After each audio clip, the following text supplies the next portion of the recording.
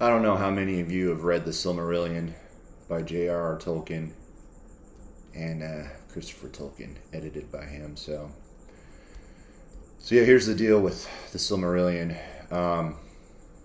J.R.R. Tolkien tried his best to finish it, to complete a fully fleshed out manuscript. He didn't do it. When J.R.R. Tolkien died, the Silmarillion was unfinished. He didn't complete it. So Christopher Tolkien, his son, took up the torch, filled in the blanks, and released what we have now as the books, The Silmarillion. But I think it's important to know that we wouldn't have had any of J.R.R. Tolkien stuff if Christopher Tolkien hadn't taken it upon himself to fill in the blanks and release it. In fact, there's probably about 12 or 13 other books that are all revolving around Middle Earth and the different characters that we see within the Silmarillion. Again, much of that Christopher Tolkien.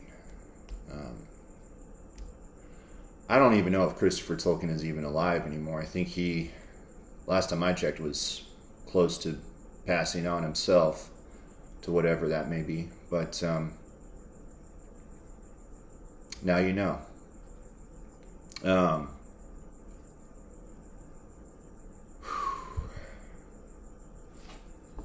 There's this one character, Earendil.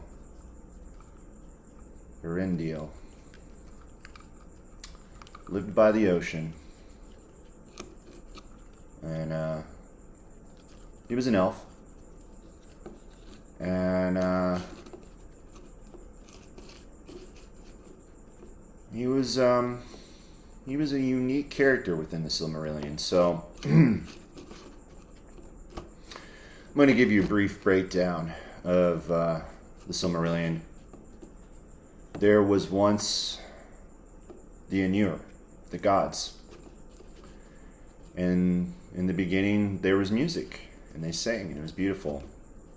But there was one who wanted it all, who wanted to be better than everybody, couldn't play his own part as a god. That one was Morgoth, Morgul. Yep, and they cast him out. And anyway, blah blah blah. The gods are there on Earth, keeping Morgoth's dirty, foul ass at bay, and they show these elves everything. They teach them everything. That's why the elves are the elves, because they were taught by the gods. Now, the gods are the gods, but they're still like God, Iluvatar. And we don't know anything about him, Iluvatar. I'm probably pronouncing that wrong, doesn't matter. But the gods that he created, kind of like Thor and Odin and the Valkyries and stuff. Valkyries were kind of like the elves, certain elves. So anyway, they make these jewels with the gods. The gods gift them these jewels, the Silmarils. Morgoth takes one. And the elves get mad at the gods, blame them, and then say, we will all die unless we get that Silmaril back. All of our lives, we will perish unless we get that back. And Morgoth's like, yeah? And the gods, they're like, you're on, good luck then. Don't ever come up here again. You're banished. So Morgoth's laughing his ass off, Morgul. And he's like, I'm going to destroy you all then. And he damn near does. Except Earendil. And there's the Dunedain. These are ancient men. These are not really fully men. they're different than men and women. And, you know, there's a story in there. It's like, where did the men and women go? Where did the Dunedain go? No one knows. The elves do, when they pass on, they go back to the heavens with the gods. But only elves get to do that. Anyway, Earendil says, you know what? I'm going up to talk to the gods. Something has to be done. We're all going to die. This is ridiculous. And they're like, you'll die. They will kill you with the snap of a finger. We're banished. You can't do that. He says, I don't care. Someone's got to do something. So he goes up there and he does it. And they don't kill him. In fact, he comes back and takes Morgoth's foul ass into the great unknown. Banishes him. You never come back. Now you're into the void. Took him into the void with the Silmaril on his head. Like fucking Jimi Hendrix strapped around his head. And there was legends after that Earendil would show back up to see his girl. And she would sing on the beaches and they would see each other. Pretty cool, huh? Yeah, Earendil was just a simple guy. Just took care of his and his. You know, him and his family, him and his wife. And brought in food. You know, fished, went out and hunted or whatever. I think he was a fisherman though. Pretty cool, huh? But he said, I am willing to die. I'm willing to sacrifice my life. I'm willing to take that risk for the sake of maybe the gods will help us once again. And I thought that was really cool. So then after that, yeah, Sauron is his like dark magician. That's who they're talking about in The Hobbit. It's Sauron. So he's like, whoa, guys, I couldn't do anything. He forced me to do this. It was Morgoth. I'm really a good person. Let me help. So just like Hitler, that's what he does. He dupes these motherfuckers. And he does help them. He helps rebuild the world, rebuild Middle Earth. He's a good person. Until he's not. And once he has all their trust and all their faith that he's a solid dude, he takes it all from them. And then he becomes the Dark Lord. Yeah, I know, right? That's why you gotta be careful with who you trust. And I'm not asking for any of you motherfuckers' trust. You hear me, but you don't listen, you know? It's like, dude, shaking my head. But, you know, that's besides the point. I just wanted to talk about the Silmarillion. Really reads like a history book, to be honest. A book detailing recollecting historical events, kind of like yada, yada, yada. It's very dry in a lot of parts. That's why like Tolkien nerds are like, have you read the Silmarillion? Because it's a tough one to read.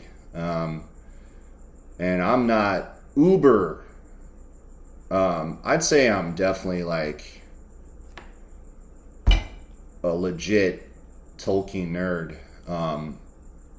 Am I like an elite Tolkien nerd? I don't want to be elite at anything. Fuck that. That's stupid. That denotes that I have power. I don't have power. That's the beauty of it. It's the paradox. Because I haven't read those 10 or 11, 12, 13, 14, whatever. There's like tons of other books just detailing the different ages of Middle Earth and the nuances. I mean, it is like a rabbit hole. You could literally become a professor at. You could have your doctorates in Tolkien, like all that stuff. There's the Elven language. He created that. The Bronte sisters would create worlds and languages just like that when they were children, because that's what they thought that was fun to them. That's what they did. They didn't have TV. They didn't have social media. They went outside and they imagined and they built worlds. Can't beat it, man. You just can't beat it. For all of you who did know, J.R.R. Tolkien was a World War I veteran, the Great War. Yeah, and he had shell shock after that. In fact, so much that he just became a hermit too. Kind of like Radagast the Brown, just really loved nature, loved animals and creatures, but not so much humans. The only humans he really liked were his fellow professors at Cambridge, I think Oxford, maybe Cambridge or Oxford, one of the two, one of the big universities over there, unis, as they say. I'm done with university, that's what they mean. Yeah, for us Americans. And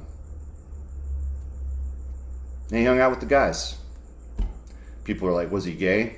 Absolutely not. Those were his fellow war vets. And in fact, they made a movie 2, 3, 4 years ago now about Tolkien, about him and his life, like a nonfiction, even though it's still fiction. It wasn't. It's a movie. Come on. Even if it's detailing this stuff. But yeah, he was married. Edith was his wife. And he had children. And he loved his wife. In fact, they're little trivial piece of story here for you. He was being interviewed by one of the magazines or journals over there, one of the newspapers, and they commented upon his wife Edith's interior decorating skills, and they basically were making fun of her. And so JR said, listen, I'm going to finish this interview with you, but because you made fun of my wife, I will never ever do another interview with any of you ever again. And he did. Kept his word.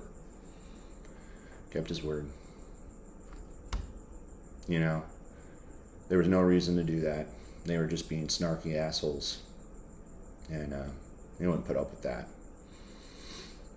So, yeah, he loved his wife very much. In fact, Bjorn and Luthien, a lot of Tolkien fans think that